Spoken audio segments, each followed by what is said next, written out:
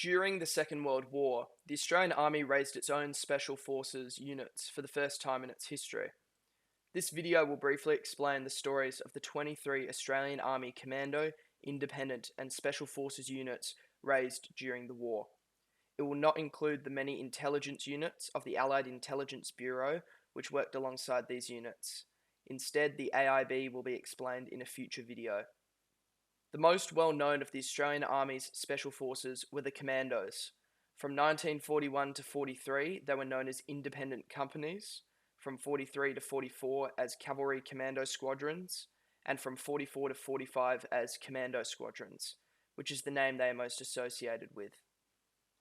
The structure of a Commando Squadron was quite different from a regular infantry battalion.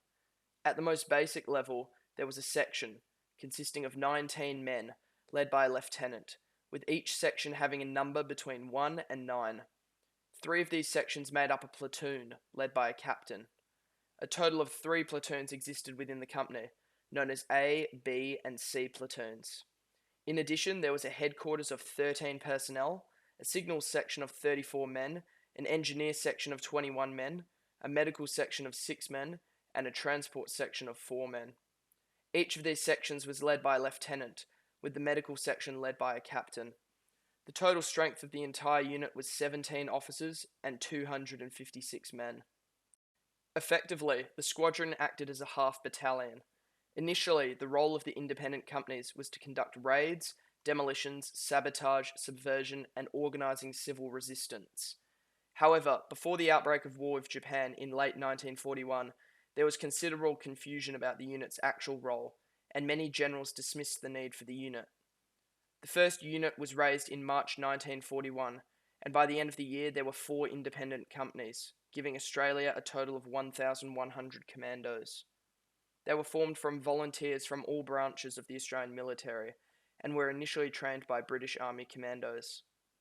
With the outbreak of war with Japan, the need for many more commandos was realised, and within half a year, another 4 companies had been raised, giving a total of 1,900 commandos.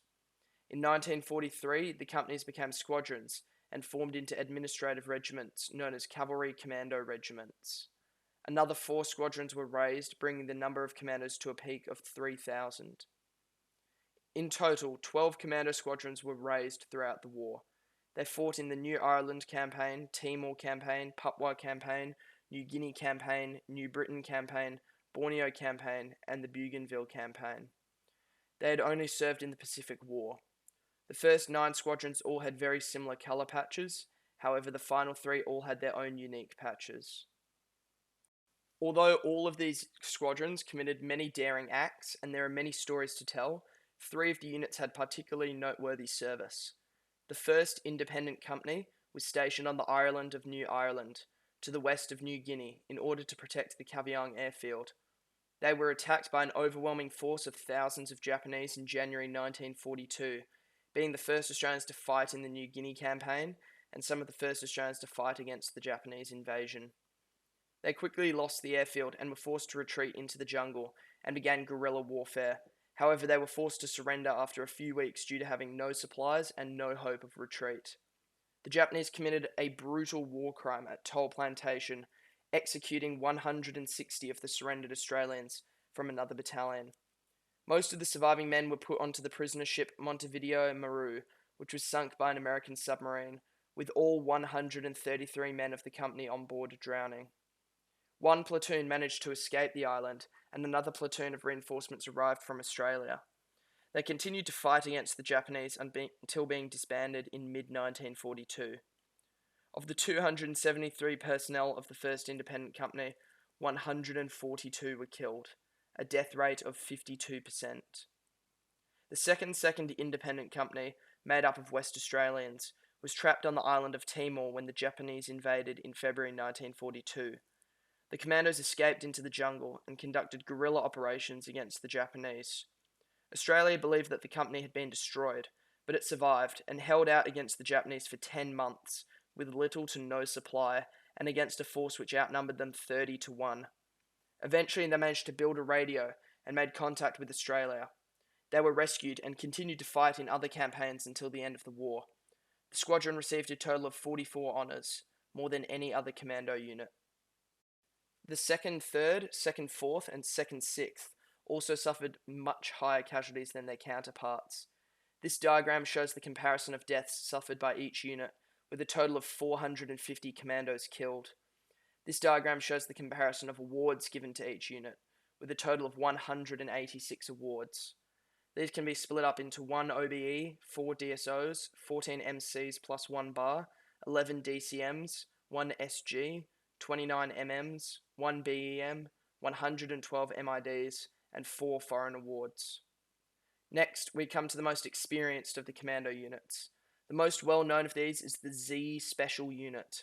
This unit was created in 1942 for specialist clandestine operations, direct action, long-range penetration, sabotage, and special reconnaissance. It was made up of Australians, Dutch, New Zealanders, and Brits. They conducted many special missions deep behind enemy lines, the most well known of which was Operation Jaywick, in which they sailed for nearly 3 months on the MV Crate into Singapore Harbour and blew up many Japanese ships before escaping unharmed. They were less fortunate in Operation Ramau, where all 23 of the commandos assigned to that mission were killed, tortured, or executed. During the war, at least 33 men serving with Z Special Unit were killed. They took part in the Borneo Campaign and Dutch East Indies Campaign. M Special Unit was formed in 1943 as a joint Australian, New Zealand, Dutch, and British military intelligence unit, with the role of gathering intelligence on Japanese shipping and troop movements. To achieve this, small teams were landed behind enemy lines by sea, land, and air. Their most iconic mission was Operation Whitling, where 3 of the men were betrayed by the indigenous Papuans, handed over to the Japanese, and executed. During the war, the unit mostly served in New Guinea and Papua, and suffered at least 4 men killed. The Lugger Maintenance Section was created in 1942 to covertly maintain the Pearling luggers used by the Z Special Unit. The LMS operated in Darwin and Melville Island, but never saw overseas service. This video is sponsored by my charity, the 44th Australian Infantry Battalion Memorial Incorporated. We are raising money to maintain and expand our online database on the 44th Australian Infantry Battalion and to create a physical war memorial for the unit. Please consider donating or alternatively following us on Instagram or Facebook. Thank you. M Special Infantry Battalion was formed in early 1945 to train native troops and irregular soldiers who were not formally enrolled in the Australian Army. This battalion was used to train up these recruits so that they could join various units. Training occurred at Nadzab in New Guinea and throughout the front lines of the Southwest Pacific, training indigenous recruits island by island as the Allies advanced. The New Guinea Air Warning Wireless Company, nicknamed the Spotters, was formed at the beginning of 1942 as an early warning and surveillance unit of the Australian Signals Corps. They manned positions all along the New Guinea and Papua coast, often operating behind enemy lines. Throughout the war, some stations were overrun. The initial volunteers were mostly from the 39th Infantry Battalion, a militia unit. The unit had the distinction of killing the first Japanese soldier in the Papua campaign. The unit manned a total of 150 stations, with possibly up to 450 men at their peak, an average of 3 men to each station. 11 men were killed, and the unit received 1 MBE, 10 MMs, and 10 MIDs, making them the most decorated signals unit of the Second World War. Major General Colin Simpson remarked, "They were infantrymen without a typical battlefield, artillerymen without field pieces, and tank crews without tanks. Apart from a hard core of very talented personnel, all that most spotters had in common was an abysmal ignorance of anything to do with signals. Yet they won the respect of our allies and every branch of the Australian forces. The 3 current Special Forces signal units in Australia, the 126th, 152nd, and 301st Signal Squadrons, all trace their lineage and learning of special reconnaissance to this unit." The Northern Territory Special Reconnaissance Unit was formed in late 1941, with the role of being a loose organisation of reconnaissance and fighting patrols of Aboriginal soldiers along the whole coast of the Northern Territory. Using the small ship Ariota, they sailed the coast in February 1942, setting up patrols from the various tribes, who, armed only with spears, could harass and shadow any landing party and report their presence to more conventional troops. Eventually, by mid-1943, there were enough conventional military forces in the Northern Territory that the unit was disbanded. Their lineage continues today with the mostly Aboriginal Surveillance and Reconnaissance Regiment known as Norforce. The 2nd 1st Northern Australia Observer Unit, nicknamed the Knackaroos and Curtin's Cowboys, was formed in May 1942 with the role of being a light horse-mounted unit tasked with providing early warning of Japanese activity in Northern Australia at a time when an invasion was expected. The unit consisted of 500 horsemen and 60 Aboriginal scouts and guarded the Kimberley region of Western Australia and the Northern Territory. The unit was organised somewhat on the lines of a light horse regiment, but with commando-type flexibility. It had a strategic and tactical role with duties of reconnaissance, scouting, and coast watching. Members operated in very small groups, often of section strength, over an enormous area. The unit was disbanded in 1945 without having seen any active service. The Special Independent Company was formed in Broome, Western Australia, immediately after the Japanese air raid in March 1942. Their role was to destroy the Pearling Lugger fleet and to demolish airfields and facilities in the event of an invasion. Additionally, they defended the Pilbara and Gascoyne regions. Most of the personnel were reservists with a handful of full-timers. By July, additional bases had been established as far south as the Midwest, patrolling the entire coast from Geraldton to Wyndham, looking for any sign of a Japanese invasion. Most of the men were young shearers or station hands, who were recruited along the way due to their bush skills. Aboriginal guards were also occasionally used, but barred from full-time service. Several long-range patrols were undertaken, including one of 500 kilometres in the Kimberley region.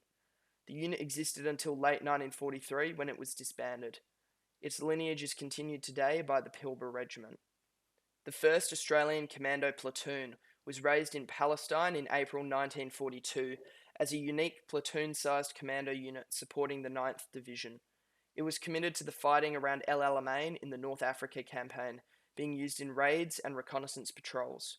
It was disbanded after the battle, having only existed for 7 months. It was the only Australian commando unit to see active service fighting Nazi Germany and Fascist Italy. No casualties were suffered and no rewards were received. This next unit on this list is one of the most unique units in Australian Army history. The 9th Australian Infantry Division Ski Company was formed in Palestine in January 1942 after the 1st Australian recruits completed the ski course at the 1st Australian Corps Ski School. Only 3 courses were run, but hundreds of Australians volunteered to be trained in ski warfare. They were trained in the snowy peaks of Syria. The unit only existed for a few months before it was disbanded, without seeing active service. Some Royal Australian Air Force personnel from 450 Squadron would continue to ski until 1944, however.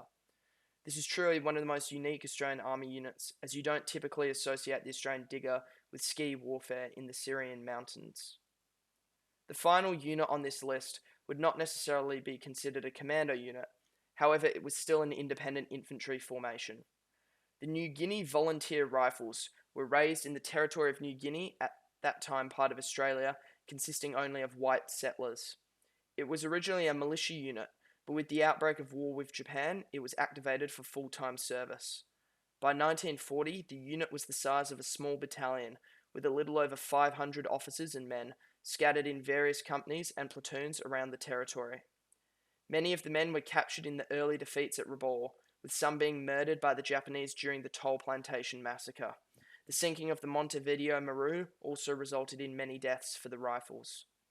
The unit quickly became the only Australian force operating on the North Coast and Goldfields regions. Assisting in the evacuation of European civilians, they also recruited thousands of native labourers for the war effort. The Rifles took part in reconnaissance, pitched battles, guerrilla warfare, and commando-style raids until early 1943, when it was disbanded due to heavy casualties.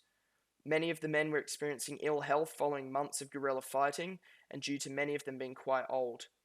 During only 1 year of fighting, the Rifles had suffered 95 men killed and received 1 MBE, 1 MM, and 11 MIDs, in addition to 4 battle honours and a United States Presidential Unit Citation. The Rifles were re-established after the war in 1949 as a Citizens Military Forces unit and continued to exist until 1973, shortly before Papua New Guinea was granted independence. Uniquely, the unit had its own regimental flower, the Flame of the Forest. Their motto was Through Trial and Triumph, and their regimental march was Imperial Echoes.